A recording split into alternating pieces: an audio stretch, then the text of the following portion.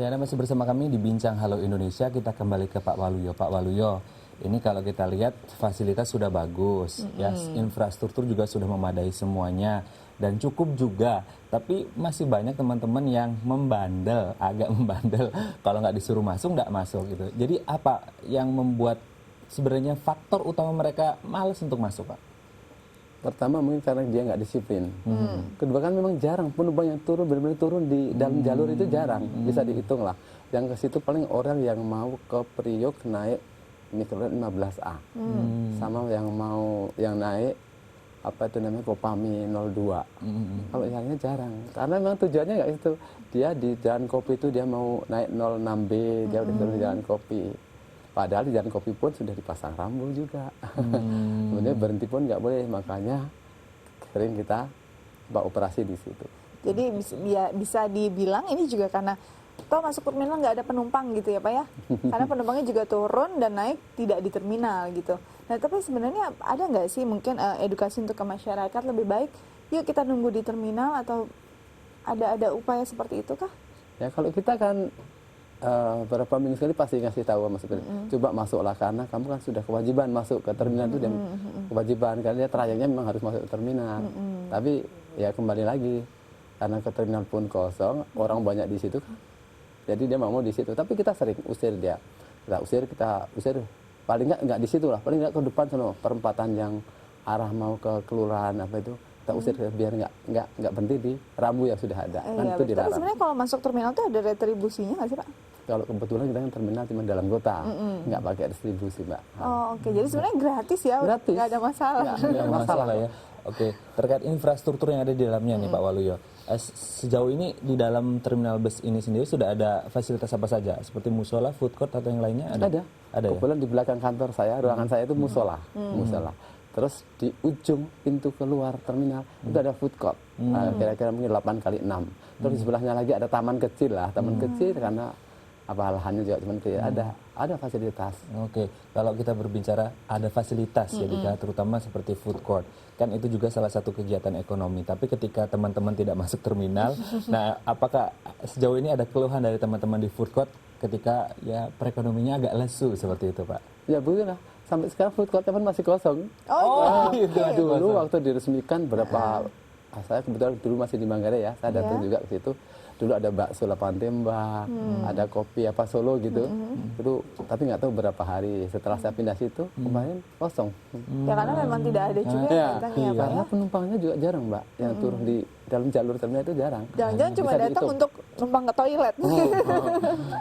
Akhirnya mereka tutup ya. Ya, Oke, tapi sayang kemarin sekali saya ya. tawarkan ada orang yang nanya, saya kasih tahu ya begini, nanti daftar ke Badan Keuangan di Balai Kota sana.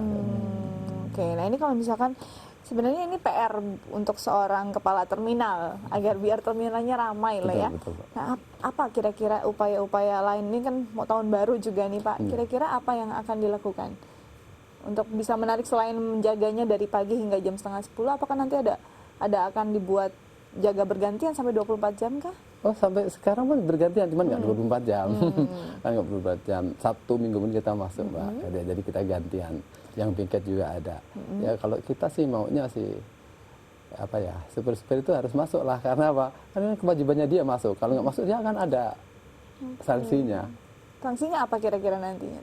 Kan ada perdanya juga itu, Mbak. Jadi dia bisa dibikinkan BAP atau tilang orang sana. Bisa Ditilang di-BAP, lah ya iya. istilahnya. Tapi pernah berdialog langsung dengan pengemudi, apa sih alasan mereka yang utama? Selain nggak ada penumpang memang? Kalau selama ini dia bilang alasan sih macam-macam kata dia. Sebenarnya dia cuma alasan aja, Mbak. Iya. Orang sebenarnya masuk juga gratis kayak Mbak dibilang tadi kan gratis. Alasan gundukan itu pun nggak masuk akal, karena gundukan itu memang dibikin untuk memperlambat biar nggak ngebut di dalam jalur. Oke, ini gundukan juga jadi alasan yang banyak bagi pengemudi ya. Tapi sebelum kita lanjut berbicara tentang itu, kita lihat dulu tayangan berikut ini. Infrastruktur terminal Jakarta Kota yang tidak sesuai dengan kondisi armada angkutan umum atau bus kota membuat pengemudi angkutan enggan masuk ke dalam terminal. Angkutan umum lebih memilih menaikkan dan menurunkan penumpang di jalan raya dengan alasan tidak mendapatkan penumpang jika harus masuk ke dalam terminal. Hal ini menyebabkan angkutan umum sering berhenti di sembarang tempat dan bahkan ngetem di Jalan Kopi, Jalan Roa Malaka, Jembatan Intan, dan beberapa ruas jalan lainnya di sekitar Kota Tua dan Stasiun Jakarta Kota. Kemacetan pun tak terhindarkan. Ruas jalan menjadi padat dan tidak tertib akibat penumpang dan sopir bebas menggunakan jalan raya tanpa memikirkan pengguna jalan lainnya. Menanggapi hal tersebut, pihak Terminal Jakarta Kota beserta jajaran Dinas Perhubungan lainnya berusaha untuk mengawasi dan menertibkan para sopir angkutan umum yang masih membandel. Pihaknya juga sedang mengusulkan agar terdapat penambahan rambu-rambu lalu lintas di sekitar terminal agar para sopir angkutan umum yang melanggar dapat ditindak penilangan sesuai dengan hukum yang berlaku. Hal ini dicanangkan untuk memberi efek jera kepada para supir yang terus melanggar. Dengan penertiban lalu lintas ini, kemacetan yang terjadi di sekitar wilayah Kota Tua diharapkan bisa berkurang. Oke, tadi kita lihat juga sebenarnya sudah berdialog langsung ya Pak ya. Tapi kira-kira kapan mulai ada sanksi nih Pak? Sudah ada dari kemarin sudah berjalan. Iya. Tapi masih belum bisa berubah ya kedisiplinan mereka ya. Tapi sebenarnya ada nggak sih efeknya saat angkutan ini tidak masuk ke terminal, akhirnya efeknya untuk mungkin jadi macet kah atau jadi malah ngetem di tempat-tempat yang tidak seharusnya? Kalau kebetulan di terminal Jakarta Kota ini kan satu arah. Sebenarnya sih nggak begitu bikin macet kalau di wilayah kerja terminal ya. Nah, mungkin yang dimaksud macet itu ngetem di arah stasiun, di stasiun sana. Stasiun itu bukan wilayah kerja saya lagi. Kan jauh itu Mbak. Wilayah kerja saya kan cuma 100 meter. Kalau itu sih di wilayah kerja kita nggak bikin macet. Nggak bikin macet ya. Tapi sebenarnya kalau masuk terminal alangkah lebih baiknya ya. Mereka jadi nggak bikin macet di tempat lain ya, Met ya. Betul sekali. Berarti kalau berbicara masalah sanksi Pak Waluyo, berarti ada bisa dikaitkan dengan pelanggaran ya, atau kita biasa bilang penilangan. Nah, prosedurnya gimana itu Pak? Prosedur penilangan. Ya. Oh, kalau dia udah benar-benar melanggar kan kita stop. Selamat pagi atau selamat siang misalnya. Saya bilang kenapa? Tahu nggak saya berhentikan? Saya bilang gitu ya. Ya kalau udah tahu ya sudah. Kamu nggak boleh berhenti di sini. Misalnya di letter S kan tuh udah nggak boleh berhenti. Katanya ada suratnya nggak, lengkap nggak suratnya. Langsung kita bikin berita acara penilangan itu, dipiring namanya, tindak pidana ringan. Oke, jadi memang ada prosedurnya dan dengan santun ya Pak ya, tidak dengan kekerasan. Jadi sebenarnya nggak boleh marah orang melanggar ya. Baik, kita masih akan bicara lebih lanjut tentang terminal, mungkin tidak hanya di kota, tapi juga banyak terminal Jakarta. Namun setelah jeda berikut, tetap bersama kami di HLA Indonesia.